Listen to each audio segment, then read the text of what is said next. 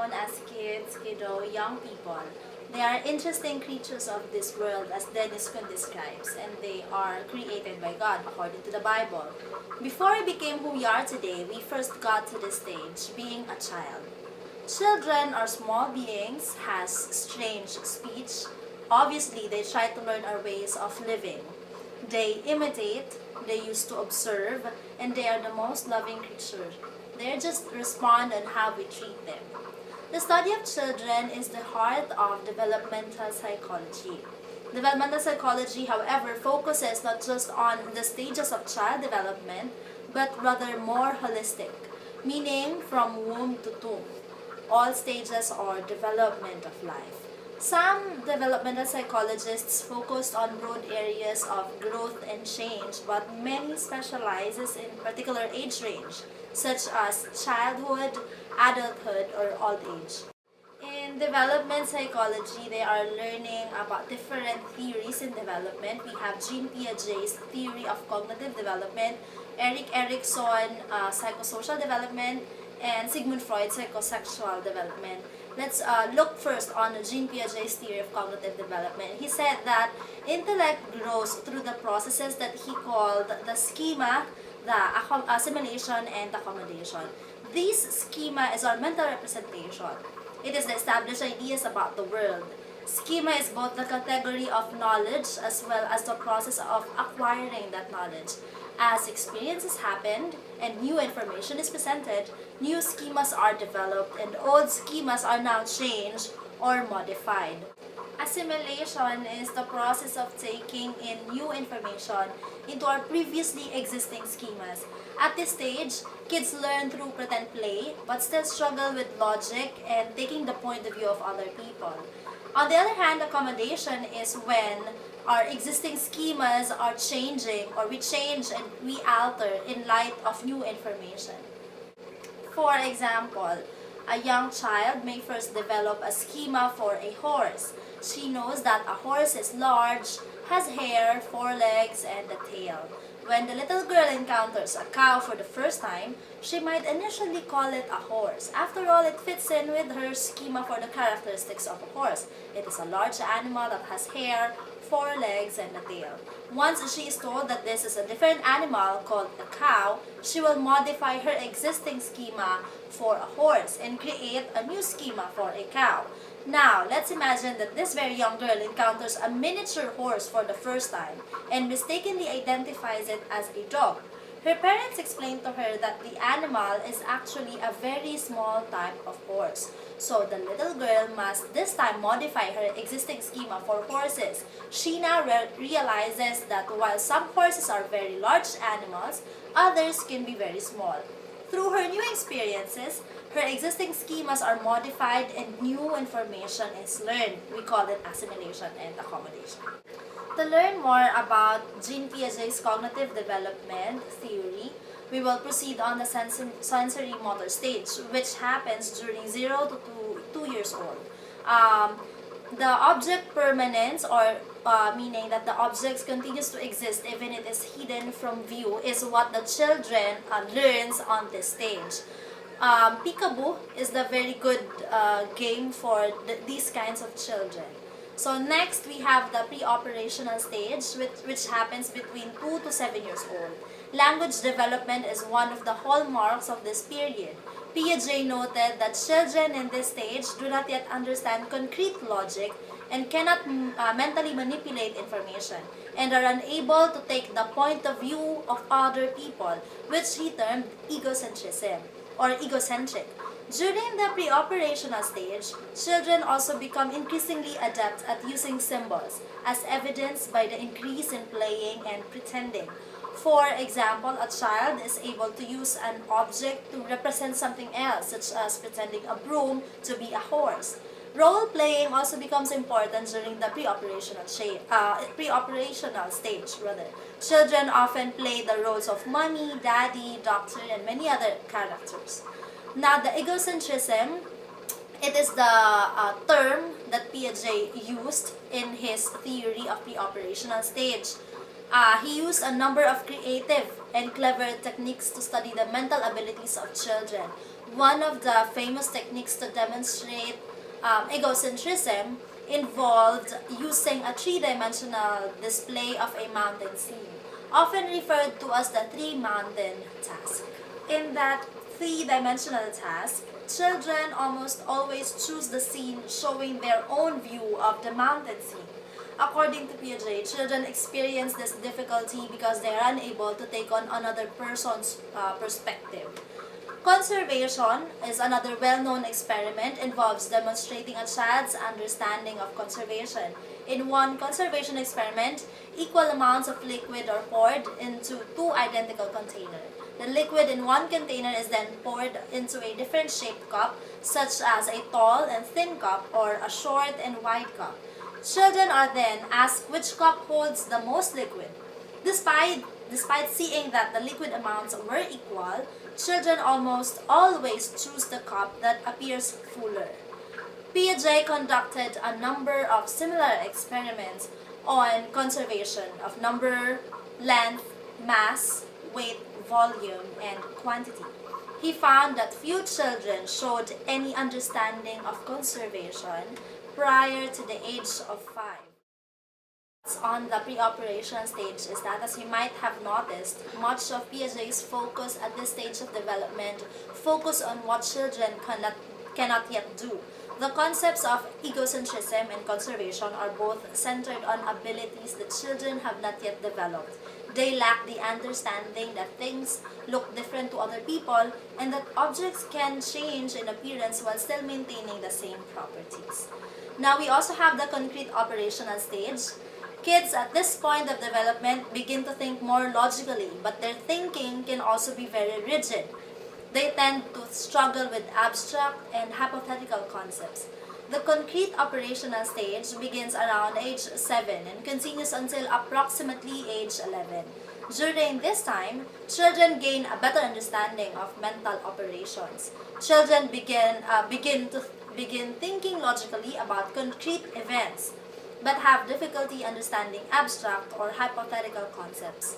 Compared with pre-operational children who can focus on only one dimension of a problem at a time, concrete operational children can engage in decentration.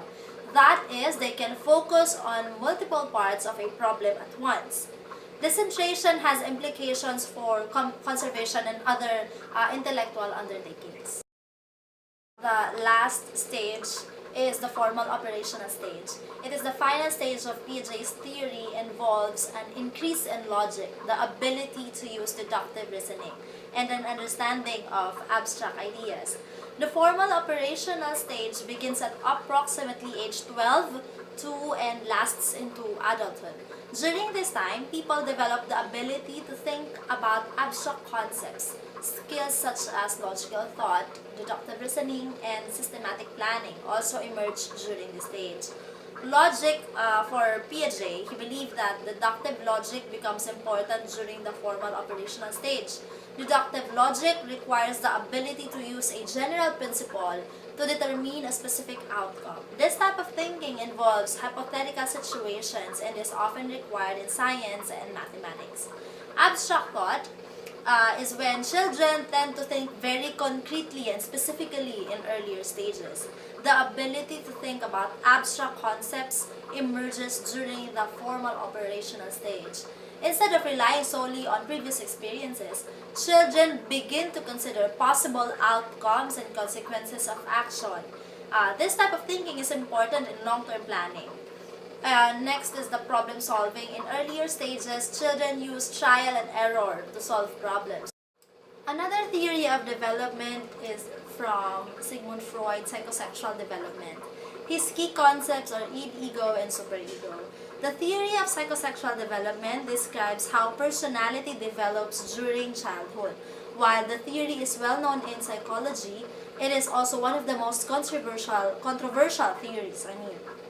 Freud developed that personality develops through a series of childhood stages in which the pleasure-seeking energies of the id become focused on certain erogenous areas.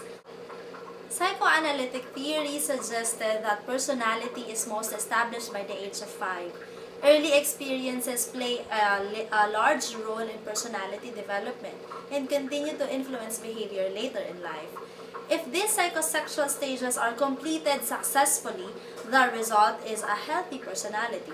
If certain issues are not resolved at the appropriate stage, fixation can occur. A fixation is a persistent focus on an earlier psychosexual stage.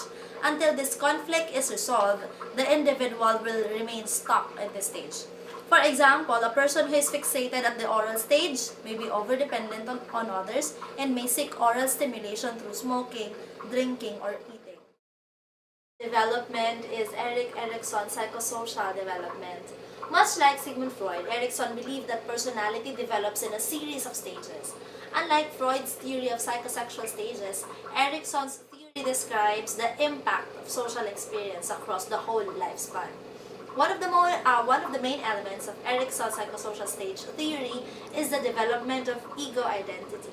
This ego identity is the conscious sense of self that we develop through social interaction. According to Erikson, our ego identity is constantly changing due to new experiences and informations we acquire in our daily interactions with others. When psychologists talk about identity, they are referring to all of the beliefs, the ideas, and values that help shape and guide a person's behavior. The formation of identity is something that begins in childhood and becomes particularly important during adolescence, but it is a process that continues throughout life.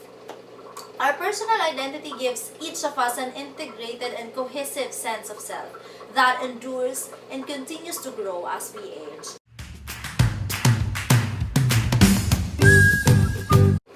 When we talk about learning, this falls on behavioral psychology. Behavioral psychology is a branch of psychology that focuses on observable behaviors. Conditioning, reinforcement, and punishment are key concepts used by behaviorists. We have the classical conditioning, the operant conditioning, and the social conditioning. First is the classical conditioning. It is a type of learning that had a major influence on the school of thought in psychology known as behaviorism. It was discovered by Russian psychologists named Ivan Pavlov. Classical conditioning is a learning process that occurs through associations between an environmental stimulus and a naturally occurring stimulus. Behaviorism is based on the assumption that learning occurs through interactions with the environment. Two other assumptions of this theory are that the environment shapes behavior and that taking internal mental states, such as thoughts, feelings, and emotions into consideration is useless in explaining behavior. In classical conditioning, we have this term, the unconditioned stimulus. This is the unconditionally, naturally, and automatically triggers a response. For example, when you smell one of your favorite foods, you may immediately feel very hungry. In this example, the smell of the food is the unconditioned stimulus. We also have the unconditioned response. It is when the unlearned response that occurs naturally in response to the unconditioned stimulus. In our example a while ago, the feeling of hunger in response to the smell of food is the unconditioned response. We also have the conditioned stimulus. It is when the previously neutral stimulus that after becoming associated with the unconditioned stimulus eventually comes to trigger a conditioned response. In our earlier example, suppose that when you smelled your favorite food, you also heard the sound of a whistle. While the whistle is unrelated to the smell of the food, if the sound of the whistle was paired multiple times with the smell, the sound would eventually trigger the conditioned response. In this case, the sound of the whistle is the conditioned stimulus. The conditioned response is the learned response to the previously neutral stimulus. In our example, the conditioned response would be feeling hungry when you heard the sound of the whistle. Next one is the operant conditioning. It is sometimes referred to as instrumental conditioning. It is a method of learning that occurs through rewards and punishments for behavior. Through operant conditioning, an association is made between a behavior and a consequence for that behavior. Operant conditioning was coined by behaviorist B.F. Skinner, which is why you may occasionally hear it referred to as Skinnerian conditioning. As a behaviorist, Skinner believed that internal thoughts and motivations could not be used to explain behavior. The concepts in social learning is number one, people can learn through observation or observational learning. In his famous Bobo doll experiment, Bandura demonstrated that children learn and imitate behaviors they have observed in other people. The children in Bandura's studies observed an adult acting violently toward a Bobo doll. When the children were later allowed to play in a room with the Bobo doll, they began to imitate the aggressive actions they had previously observed. In order to learn, you need to be paying attention. Anything that detracts your attention is going to have a negative effect on observational learning. If the model interesting or there is a novel aspect to the situation, you are far more likely to dedicate your full attention to learning. We also have retention. It is the ability to store information. It is an important part of the learning process. Retention can be affected by a number of factors, but the ability to pull up information later and act on it is vital to observational learning. Next is reproduction. Once you have paid attention to the model and retained the information, it is time to actually perform the behavior you observed. Further practice of the learned behavior leads to improvement and skill advancement. Next one is the motivation. In order for observational learning to be successful, you have to be motivated to imitate the behavior that has been modeled. Reinforcement and punishment play an important role in motivation. While experiencing these motivators can be highly effective, so can observing other experience some type of reinforcement or punishment. For example, if you see another student rewarded with extra credit for being to class on time, you might start to show up a few minutes early each day. Bandura's social learning theory has had important implication in the field of education. Today, both teachers and parents recognize the importance of modeling appropriate behaviors. Other classroom strategies such as encouraging children and building self-efficacy are also rooted in social learning